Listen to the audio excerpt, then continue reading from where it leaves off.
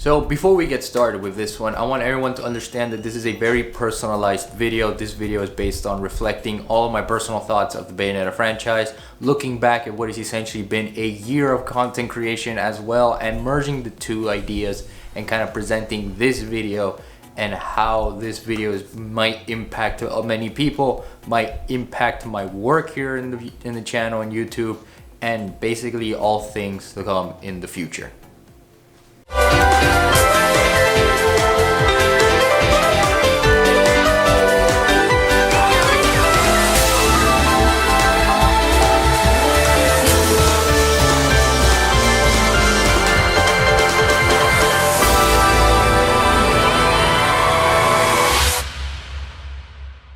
And so for those that are new here and they merely see this video on the algorithm, many of you are probably wondering how exactly did Bayonetta change the whole dynamic as to who I am, how genuine I am as a person now, all that kind of stuff. And to kind of give a reflection on the Bayonetta series, I did not play the games until September, October, up until December of last year. That's when I fully dived into the series. But I did know who Bayonetta was thanks to Smash 4, Smash Ultimate, and the teaser trailer that was presented at the Game Awards in 2017 for Bayonetta 3.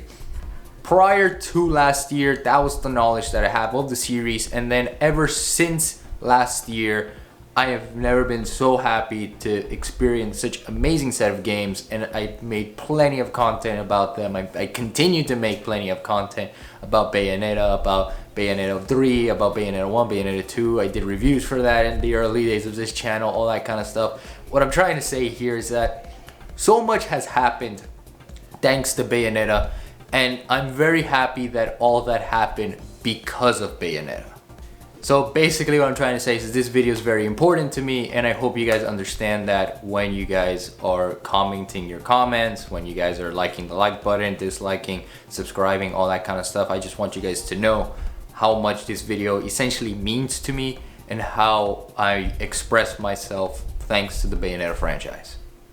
Essentially what I'm getting at here is that if it weren't for the Bayonetta games, if it weren't for me to getting a little bit more curious as to who Bayonetta was other than just a Smash character in the roster of Smash Ultimate or Smash 4, all that kind of stuff, ever since I dived into the first Bayonetta game and then having my experience with that game, I understand why a lot of people wanted Bayonetta 3.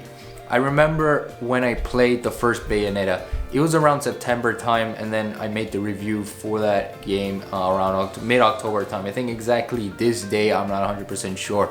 But when I started playing Bayonetta and when I noticed the combat, how it was very similar to DMC, because that same year I was also playing DMC. I also did streams of DMC and all that kind of stuff before I stopped because of the whole dynamic of the world that's still happening and all that kind of stuff. But I was in the mood for hack and slash games, and right around September time is where I was like, let's try Bayonetta out. A lot of people have been talking about these games. A lot of people ever since it was announced and released for the Switch, both Bayonetta 1, Bayonetta 2. Why not try these games out, see what exactly they're all about? Why do people love Bayonetta other than the fact that she's in Smash, other than the fact that people love her English accent, or the fact that she is basically a witch mommy of sorts, all that kind of stuff. Filtering all those reasons aside, I just wanted to see what Bayonetta was all about. And when I first played the first Bayonetta game, that's when I kind of knew why people loved the Bayonetta.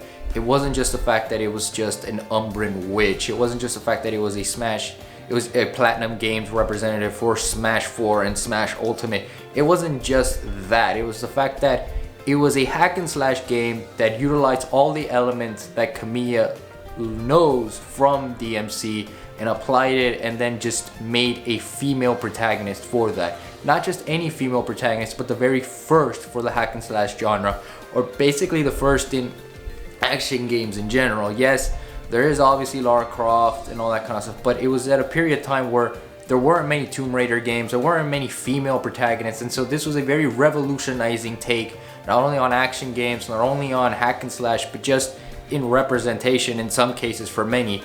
And when I played Bayonetta 1, I realized another reason why I love the game is because you relate to Bayonetta the more you play Bayonetta 1, the more you even play Bayonetta 2. You relate to her and you understand why she is the character that she is, why that is her personality, why she interacts with people such as Luca or Cereza or Rodon, the way that they, also Enzo, the way they interact. You understand why Kamiya wanted this character to be this way, and the more you play, the more I played it, the more I understood, and the more I grew attached to this character. And it's very rare for me to get attached to characters when it comes to games unless I'm absolutely immersed by the gameplay, the controls, and of course the story. And Bayonetta's story is no different in that regard. It's like your typical action horror, you know, you go from one place to another and then you end up fighting God, all that kind of stuff. So it wasn't that the story was revolutionizing, but it was that the character, the personality, and the design of said character was revolutionizing, and it really meant a lot for me the more that I played through the game. And the same can be said with Bayonetta 2 as well. The moment I finished Bayonetta 1, I immediately started Bayonetta 2 because I was so invested in Bayonetta at that point. I genuinely loved Bayonetta 1. I loved their design of Bayonetta 1. And then when I saw Bayonetta 2's design, and when I started researching on Bayonetta 2's design, much like on Bayonetta 1's design and all that kind of stuff, I just got so invested in Bayonetta, and I just love the fact that Platinum Games just continue to revolutionize action games. They continue to stick to a formula that may seem archaic, but the more you play it, the more you realize that it is replayable time and time again. You can go back to playing these games no matter how long these games have been released for, no matter how many times these games have been ported. And you see that with Bayonetta 2 specifically because the amount of content that that game has compared to the first game. And so the more I played Bayonetta 2 and compared to Bayonetta 1, the more I realized that at the end of the day, Bayonetta is Bayonetta, and I love how the direction that Platinum Games gave to this character in both of these games, and how they continue to enhance that character, and how she continues to be this Umbran witch who many, rightfully so in some degree, call her a mother, because that is how she is. She has this motherly tone, she has this motherly personality despite the seductive attraction and nature that she sometimes utilizes. She is basically a comfort character for many, and to me, that I guess that's kind of the same way as well. To me, Bayonetta is kind of like a comfort character for me. It's kind of like a character that I know I will always enjoy, because though she does have character development, though she does have a persona, she feels very genuine. And I think that's why a lot of people love Bayonetta as well, and why that also made an impact on me, because you see Bayonetta be herself, and the more you see her be herself, the more you realize, well, I should be myself as well. And that kind of became the catalyst for this channel as well. The more that I grew attached to the Bayonetta series, the more that I enjoyed the Bayonetta series, the more that I got excited and hoped that we get to see Bayonetta 3. It was just an amazing experience to have back then, and it's still an amazing experience to think about and reflect on now, because of the amount of stuff that I was able to do since the moment I played Bayonetta 1 and Bayonetta 2 up until this point, with Bayonetta 3 just on the horizon for next year in 2022. And not only was it the genuine personality of Bayonetta, or how much I enjoyed the combat, the music, the aesthetics of Bayonetta, and how much Kamiya really worked hard on directing these two games and ensuring that Bayonetta would live on and have a third installment of the franchise and all that kind of stuff.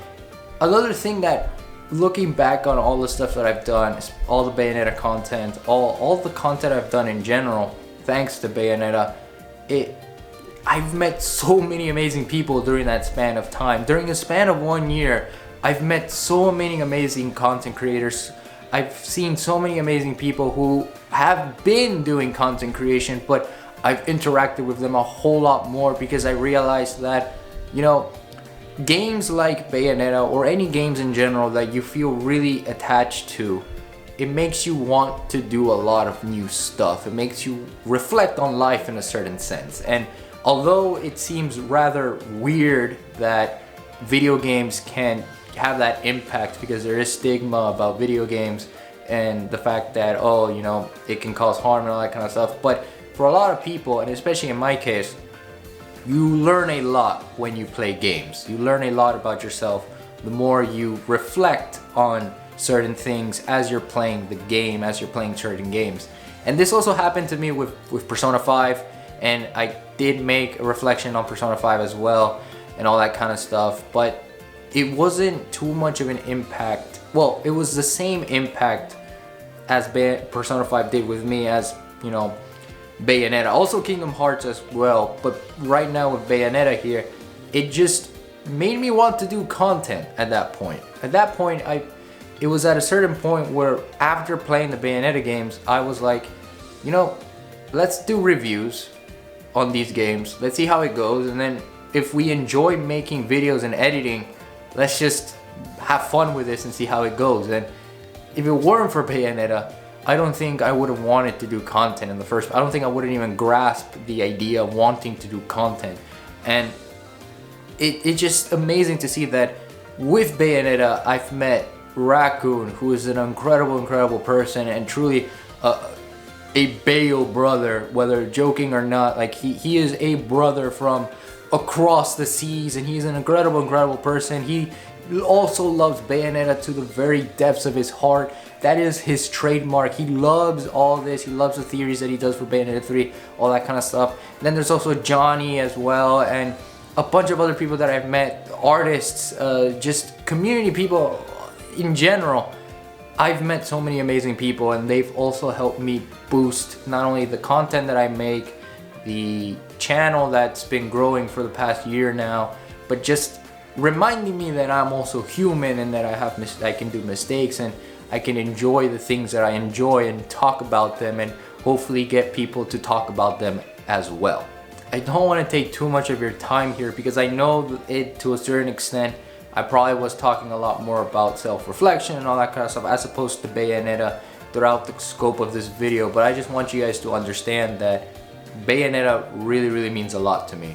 I really wish that when they revealed Bayonetta 3 on the Nintendo Direct back in September, that I reacted to that and kind of like presented to the world, because the moment I saw Bayonetta 3, the moment I saw Bayonetta in a new design, in a new outfit, with new weapons and all that kind of stuff, I really popped out of my chair and went from one room to another, and because that's just what Bayonetta did to me.